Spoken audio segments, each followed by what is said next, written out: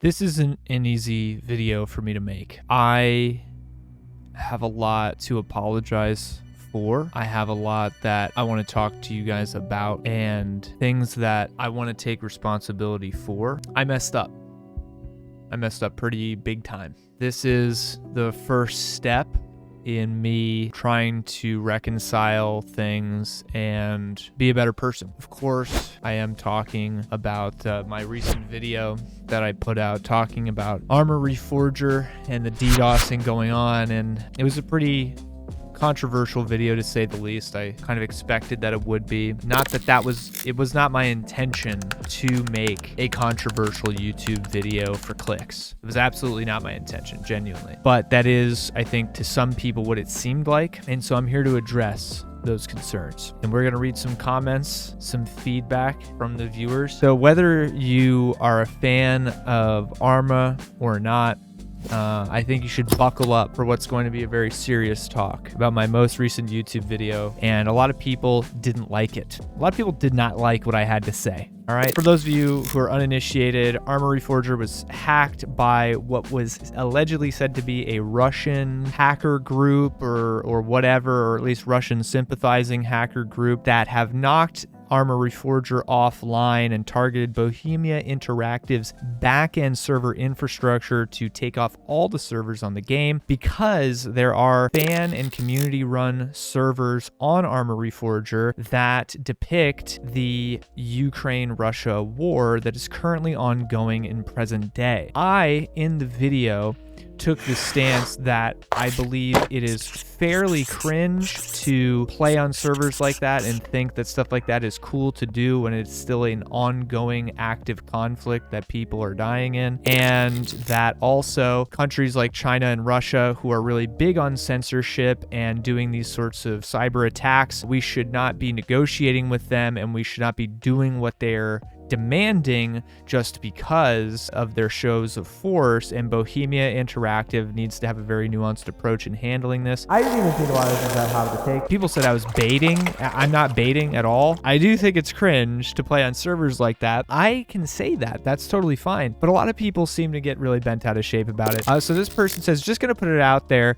many games were made about the war on terror and were massively popular while it was going on. Squad, Insurgency, 6 Days Fallujah, even Call of Duty games. So, Halo 3 fan here I see, which is cool. I did respond to some of these, you'll see. I figured I'd also reiterate some of the things I said, but I understand that that's the case, right? People think that because I said depicting the Ukraine war, which is currently happening, is cringe, means that I think depicting any real war is also cringe or bad or morally reprehensible. Not at all the case, not what I said. A lot of those games that you said don't really take place or were not around when the war on terror was in its fullest swing, but we'll humor it here. But I do want to point out 6 Days in Fallujah went into development hell for like 10 years, specifically because its publisher dropped the game and didn't want any part of the project anymore because of all of the controversy and backlash it was facing in the media in the United States because it was depicting the Battle of Fallujah, which had just happened in the early 2000s. It was not that long ago. Still pretty fresh because some people felt that it was distasteful or offensive or making light of. And I have a video on my own channel talking about this, specifically this exact thing. I have 2 videos about 6 Days in Fallujah on my channel. You can watch them somewhere. They're somewhere. You'll see the annotation or whatever. 6 Days in Fallujah was handling the depiction of the Battle of Fallujah very tastefully. They consulted veterans from that battle. They consulted service members. They did a lot of due diligence and research and really put a lot of time and effort into that game. Call of Duty, on the flip side, kind of being on the other side of the realism spectrum, if you will, and the care for facts spectrum, if you will. Call of Duty's it's a tough customer there because it's been all over the place over the years because it's such a long-standing franchise. Call of Duty in Modern Warfare 2 2009, you had them having to rename rename locations and entire factions because they would be offensive, because the war on terror was still ongoing. We were still deployed in Afghanistan and Iraq at the time. All of that was still in full swing. And so you had them renaming the Middle Eastern forces in multiplayer to the OP4, which is just a general placeholder name for the opposing force, while meanwhile the Spentinaz is still named the Spentinaz and the Navy SEALs is still named the Navy SEALs. Why did you think that the Middle Eastern forces were the ones that were renamed to OP4? Likewise, we can flash forward all the way to Modern Warfare 2, the one that came out the most recently. In that game, they rename locations, like the Middle Eastern location being named Al-Mazrah, which is just a fictional place they made up to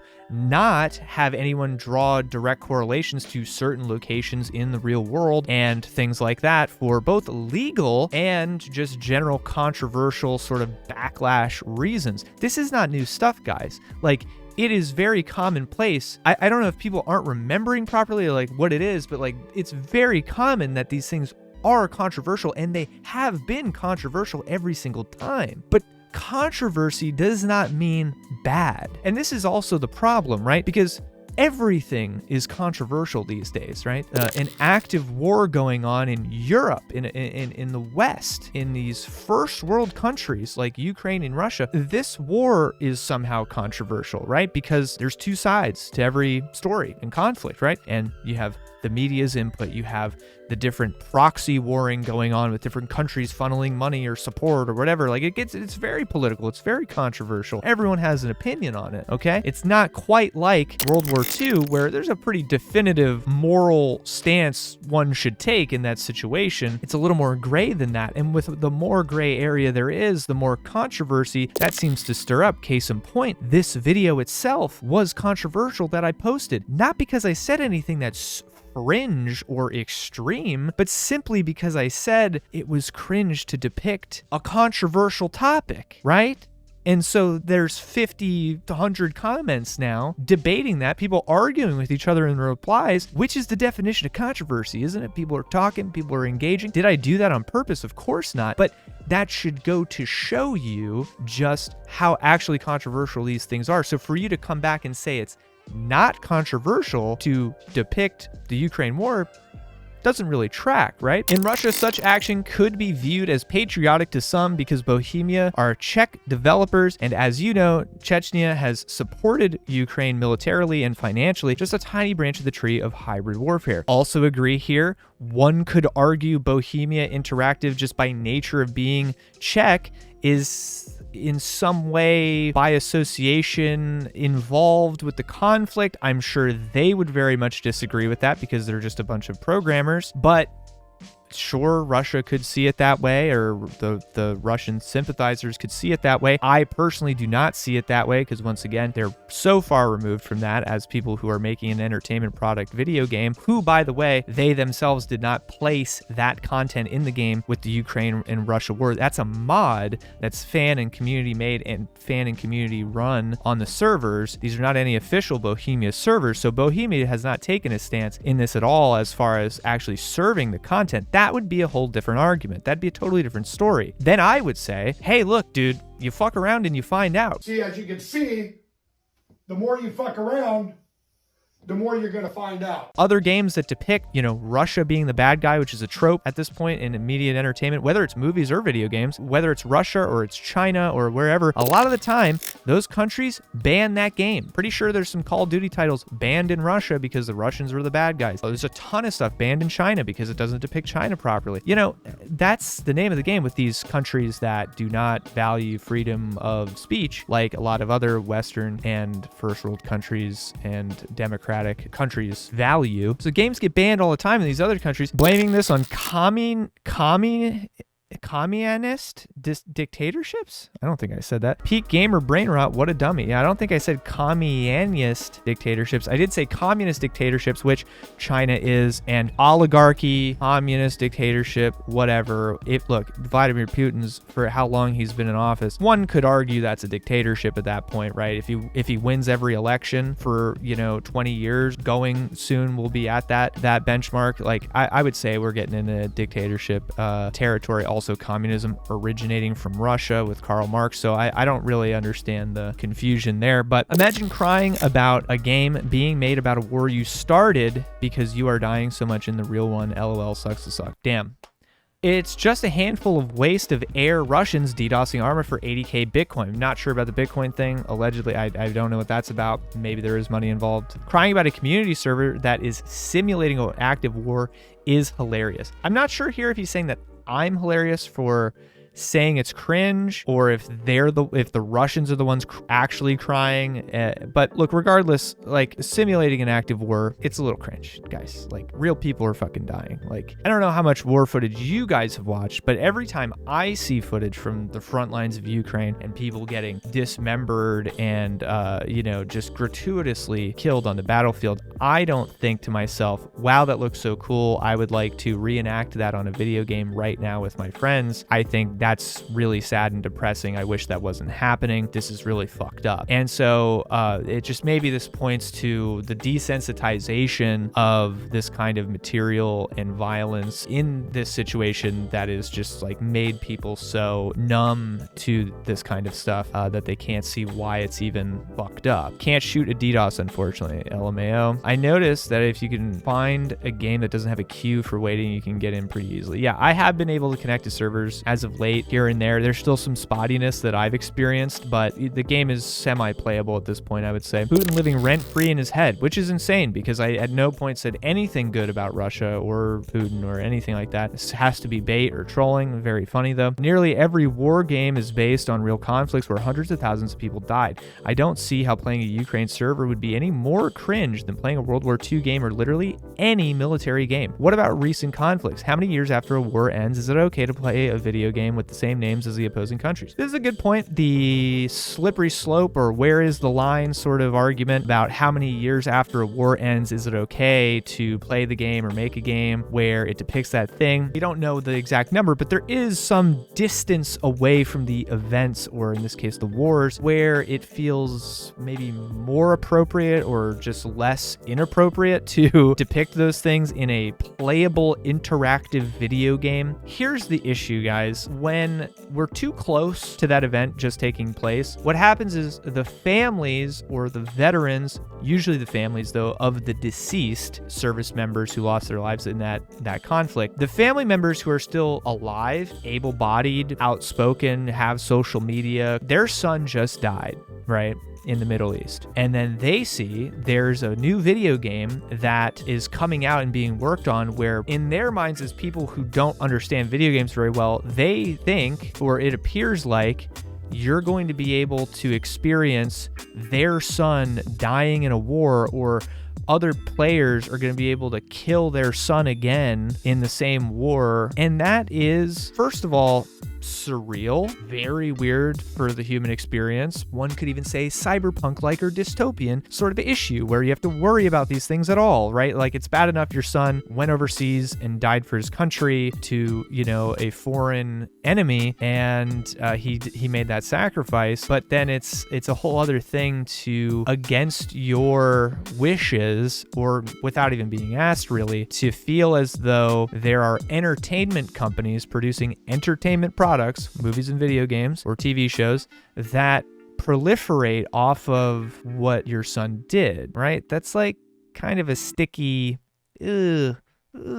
Am I saying that they shouldn't make these things? No, I'm saying you have to understand why people don't like it, though. You got to understand why people are going to call you cringe for playing on a Ukraine war server and LARPing, just like you got to understand why the mother who lost her son is really mad about 6 Days in Fallujah coming out, right? Like, it's all warranted criticism. It's all stuff that I'm sure Bohemia wasn't shocked. I'm sure Bohemia wasn't like, how did this happen? What? Why would anyone be upset about this? And as far as like World War II games or whatever, dude, World War II happened 80 years ago, okay? My great-grandfather and his brothers fought in World War II, and none of them are alive today. And their parents aren't alive. Their kids are very, very old at this point. Like, we're almost far away enough from that conflict soon where the people who participated in that conflict will all be gone, and all their kids will be gone, and the veterans' parents will also be gone. Like, so we'll be like 2 or 3 generations totally removed from anyone being around when that war was taking place to feel any sort of personal connection to it. And then that's where history really does become important. That's where depicting this stuff really does become super crucial, and having things like this becomes crucial, because we don't ever want to forget World War II. We don't ever want to forget the Civil War or the War on Terror, you know, like we don't want to forget these things, but we want to be tasteful about it. We want to be conscious and like well-intentioned with it, right? And I don't think that the community servers run by 16-year-olds were probably caring very much about how tastefully done it was in Arma Reforger. I highly doubt it. Typical low IQ communist BS. I hope they don't bend to the will of these losers and figure out a way to stop them. Agreed. Strange thing, I use my mobile hotspot and the game works. Maybe a little life hack for you. I think the hackers might have a point about Bohemia Interactive not caring about the customers. They had a shit netcode in all their games, all the way back in 2001 with Operation Flashpoint and one backend server for the entire planet. Come on guys, spend some money. Support your customers by fixing the fucking game's netcode and creating redundancies with the servers. The hackers have called Bohemia Interactive out. Hopefully they fix the game.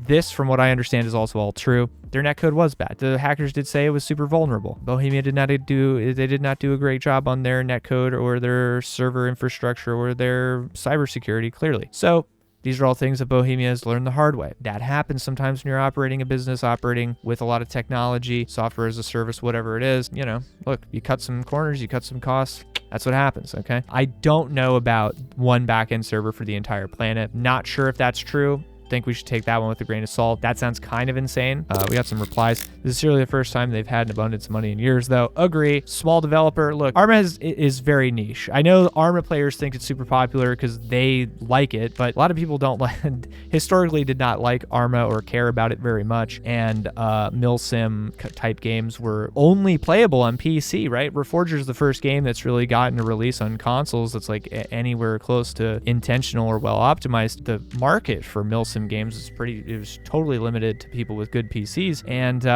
also the people who liked hyper-realism, sort of obtuse, high learning curve. Like, it's a small audience, dude. They've not been rolling in dough until maybe recently, so maybe they didn't have a lot of dough for good cybersecurity and infrastructure. Every military game that has released is based on a war where people died. Just because the servers on a game that was created to enable creative maps and modes features an active one isn't really different. It is different. And I've said why, so I'm not going to rehash that. I enjoy your other videos, bro, but this ain't it. Hey, I appreciate that. I enjoy how you've approached this and how you've said this. Thank you for watching my other videos. Everybody means a lot. Not every video is going to be your cup of tea, but I appreciate you hanging in there regardless. Arma players are historically good at having patience. I'm assuming there he means waiting for the servers to come back online. I think. I do respond to this. Agreed, this guy has no idea what he's talking about in terms of war games and conflicts. It's been going on forever now, and also movies and all types of shit. Also seems like a Putin sympathizer. Once again, not sure how you think that if you actually watched the video, because I never said anything like that. You know, the more I kept reading comments like this, the more it actually started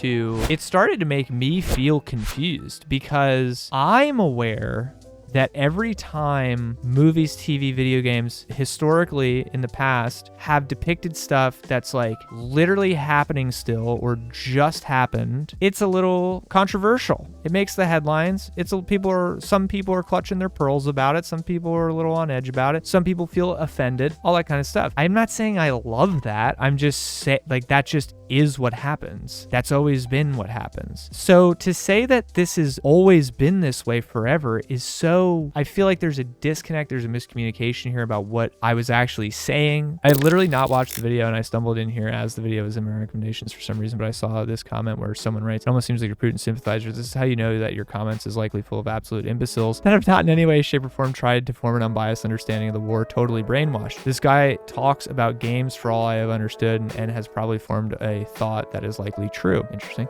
And just FYI, there's actually a casus bellum that got Putin to start the war. I don't agree with it, and I believe that Putin should have stayed on his side of the border, but I certainly understand that there has been years and years of prodding and poking in both directions. So if Sly Elliott has said anything that is trying to make sense of the war or explaining anything from a different perspective than what you see on BBC or any of the multitude of propaganda outlets that claim that Ukraine is winning, he is brave and probably also much, much smarter than the guy who said Putin sympathizer. That is such an uninformed viewpoint. You can actually be vehemently against Putin and his politics and warmongering and against Zelensky at the same time.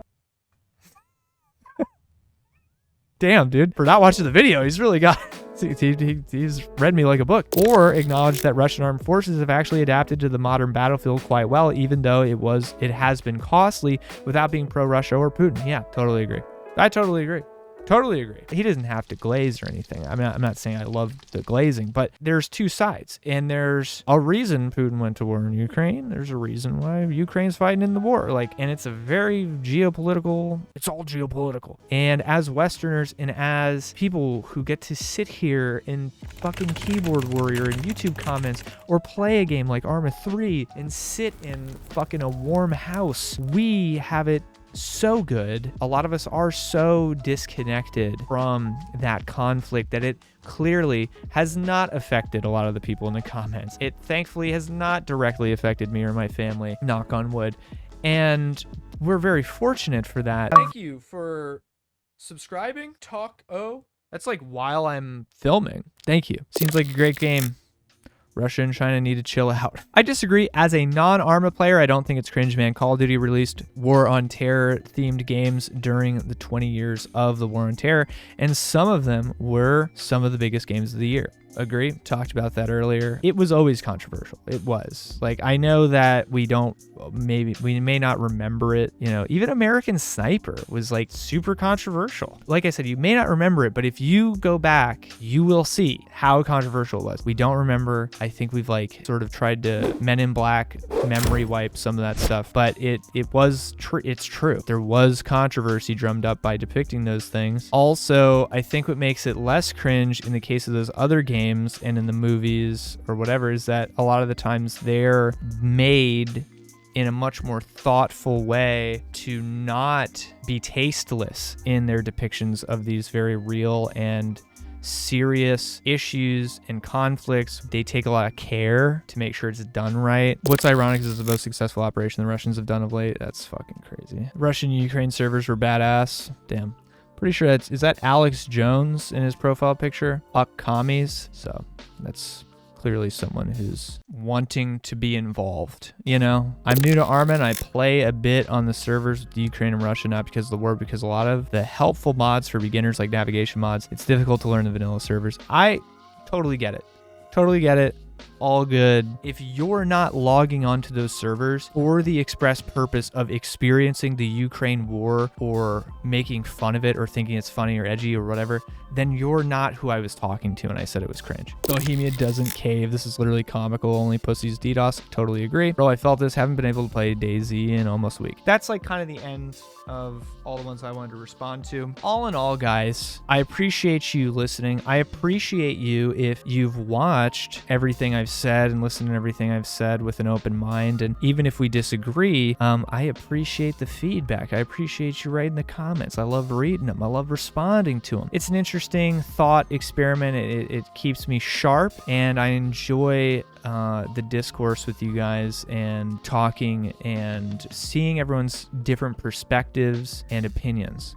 Genuinely, truly. Even when they're calling me a Putin sympathizer, which is just verifiably untrue, it's still funny to me. So I appreciate you guys. Thank you so much for watching and listening. I hope that some amount of this was at all thought-provoking or interesting to you. If not, maybe next time. Anyway, guys, thank you so much for watching and listening. We'll catch you on the next one. See ya.